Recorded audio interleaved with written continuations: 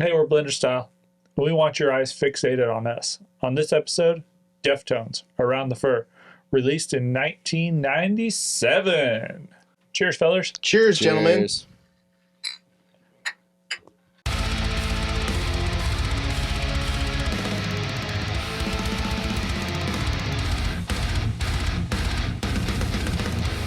So this is Deftones' second album. Headup is dedicated to the memory of Dana Wells. Mm-hmm. It's also where Soulfly got their name from, which I thought I wanted to tie that in. Oh, you're tying a bunch of information in right to. away. Yeah.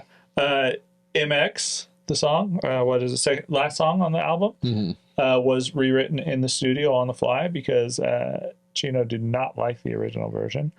I've been a Deftones fan for a while. I think Russ got me into it back in the day. And I just wanted to see where you guys were at. So you hate popular music, but this was popular, but you liked it for some reason. Why is that? I think Why is that? I don't know that this was really that popular. Are you I fucking think joking? White Pony was more popular than this. Facts. That's true. And I got into this before it was popular. You elitist nerd. Fuck those popular boys. So you've been a Deftones fan the whole time.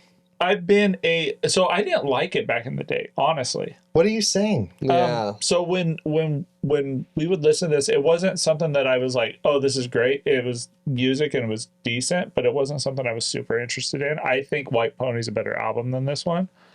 But I won't. 100%. But I'll say that this is better than Adrenaline.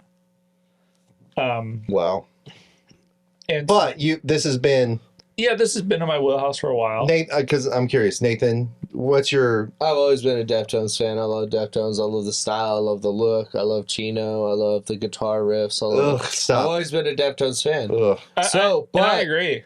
But I've always loved this album. But I would also have to say I think White Pony is better, and I think Deftones is one of those bands that has had to chip away and find out I think Deftones definitely are a fine wine. Yeah. I think they get kind of better and they chisel away into a great machine called the Deftones. So when you were listening to this, Casey, when we were growing up, I was exposed to a lot of Deftones. Yes. I did not like it. What did you not like about it? We'll get into it. But I was into death metal and stuff, so I just wasn't having it. I'm not doing any of And that. then White Pony came around, and you could not avoid. Oh yeah, that was everywhere. It was everywhere.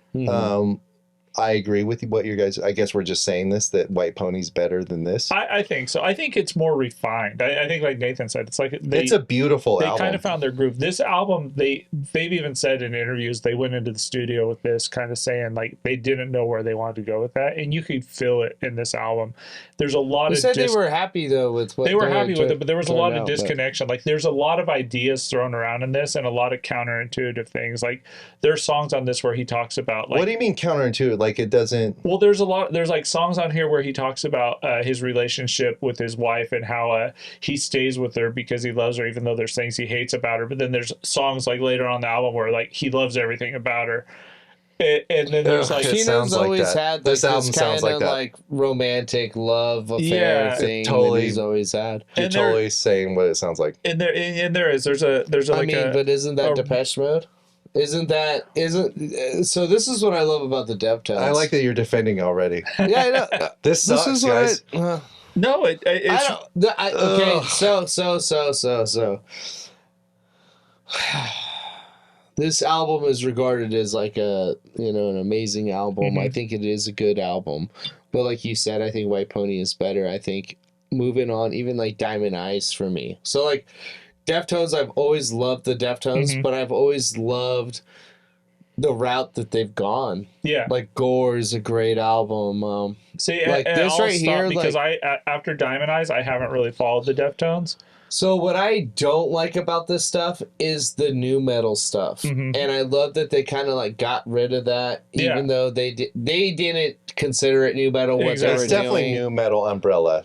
Yeah, but I New think metal's just, a wide It is, genre. but I understand where Nathan's coming from because they even said when they came into this, they didn't go in with the idea of a genre in mind. They just made what felt right and what they felt like. Yeah, like, and why this they're is playing definitely low heavy tune guitars like down because by, they were listening to bands like Helmet. They were listening to bands That's like all right, fucking fair. Sunny Day Real Estate, which is like almost like an emo sounding band, but like had dark sounding. Dude, like Mascara.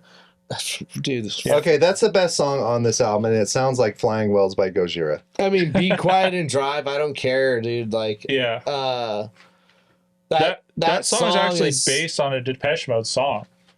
Is it really? I get that influence, dude. So Never Let Me Down Again was the catalyst for that song, Be Quiet and Drive Far Away. I mean, Chino is... I don't care what anyone says, man. Lyrically, he's fucking a badass. Lyrically, he leaves a lot for the imagination, the way he writes lyrics, but contextually it makes sense, and his vocal range is amazing. Yeah. Because he like screams. Oh, yeah. And does like the harsh like vocals. But then he could like tone it down. But he's like also like doing the yeah. I like even like how he's done like Crosses, Team Sleep. See, I never got into Crosses. Team Sleep, I listened to a couple songs from. I feel like the guitar tone on this is really good. The dynamic range, like between the heavy and the soft, is really cool. The way that they captured it, and it doesn't. I think that's why it's new metal too. It doesn't really peak or like I would agree lose context in it, which is really cool. The drums on this are kind of all over the place, but at the same time, they sound really good. So there's a reason for that. Yeah, I feel like the all drums, kinds of different snares. And yeah, so he used different snares. Exactly. And the drumming is the highlight. Abe Cunningham, right? I believe his name. So. What a heavy hitter, man. Dude really good drummer. Really suits this sound. And what I love about it is this album starts out with 2 drum notes that everyone knows. Oh, bam! Dude. Oh, it's you know so what I mean? good. Yeah, and everyone knows that. Distinguished. And that riff is just amazing. Yeah, that you were talking about that earlier. Like we were talking about how this album hits. Everyone knows it. Yeah, and you gotta give it credit for that. Even though I don't think this is very good. So what is it that isn't very good to you? Chino. Okay, is it his voice or his vocals? Can you sing like 16th notes, or is it only whole notes? I get you on that. It's like a. I hear you. A drone, like a. So one of my complaints about this is that it does kind of draw out. It's such a downer, dude. There's heavy songs on this, and he'll do like heavy vocals, but for the most part, it's him like soaring over the top of it. It's supposed to be a downer, dude. With like, I think it's meant to portray a lot of. It's emotion. all like quarter notes or whole notes or half note. You know what I mean? He's never even when he does the screechy stuff, I get where you're coming from. It's quarter notes. It's not like anything really. So he's just like crooning over the top of this in a very whiny, bitchy way that really turns me off. Morrissey's way better than this. Stained is better than this. Really? Yeah, as a new metal, that's they're contemporaries, I believe. Stained is way better than this, more interesting. Chino ruins it for me. Abe Cunningham saves it. Yeah. Other than that, it's just this. I don't like. What I don't get it, dude. What about the guitar? I think Terry Date's doing a lot to save this. I love the distortion of the guitar on this. It sounds great. Yeah. The production's amazing. But I agree with you. The guitar parts are very simplistic. There's not really anything like technical. Around the Fur, the title track, banger. The lyrical themes for it are kind of hit and miss for me. That was actually not a banger for me. But really, what's your favorite song on this, Nathan? Oh, fucking Mascara, Be Quiet. Mascara is good. I gotta say right here and now that the new metal parts, the new metal sounds, and like also Chino's like even sometimes rappy parts and this and that, and like the heavy and low parts, like kind of big turnoffs of mine. But I can see with the other songs that are a little bit more serious and a little bit more emotional. That's what they kind of went on with further albums like White Pony and stuff. And I mean, great fuck you anthems and stuff on White Pony. And that's why I feel like this was kind of a hit and miss for me. Exactly. So like there's filler on this to exactly, me. Like, for there's sure. like great songs on it, and I love the trajectory that they're going because I fall in love with later Deftones albums.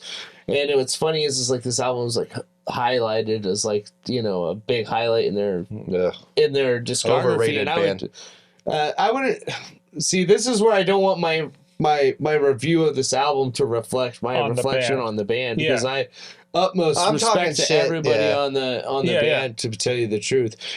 Dude, I mean, Matt, I bring this up often, but like, dude, if you got massive sex appeal in your music and stuff like that, like, I'm fucking down. Yeah. And Deftones definitely does. Well, and you ask anybody like getting down and getting some, you know, it's funny. Deftones, it's Depeche Mode, it's let me be honest. I don't like this. I have songs from this on playlist for that reason. On your sexy time playlist? So, yeah, I don't like Keith Sweat either. You know what I mean? But I got his Keith Sweat song on a playlist. But like even like going down to like even the album artwork, like, you know, that's like known as this like iconic album artwork, and like, oh, it's good. Like, the band didn't even like it. It's okay. Yeah, like, it's okay. Like, I hate that there's like an actual foot in there.